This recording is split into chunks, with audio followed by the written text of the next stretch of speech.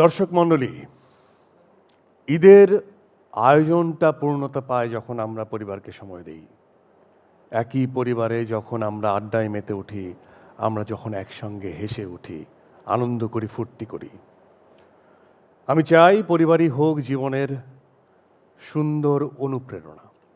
দেখুন, একটা সময় ছিল যখন আমরা সবাই একসাথে বসে একই ডাইনিং টেবিলে খেতাম, কিন্তু এখন টেলিভিশনের সামনে কেউ খায়, কারো হাতে সেলফোন, আর কেউ বলছে আমি পরে খাবো। আর সমস্যাটা কিন্তু ওখানেই, সেই পরে আর আসে না। আমি চাই আপনারা সকলে পরিবারের সঙ্গে থাকুন, একই পরিবারে পরিজনদের সাথে আড্ডায় মেতে উঠুন, হাসি ঠাট্টায় জীবন ভরে যায়। কারণ যে পরিবারে একসঙ্গে একই ঘরে হাসা যায়, সেই পরিবারেই সত্যিকারের আনন্দ মেলা বসে।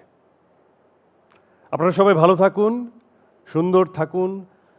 আবারও জানাচ্ছি ঈদ মোবারক।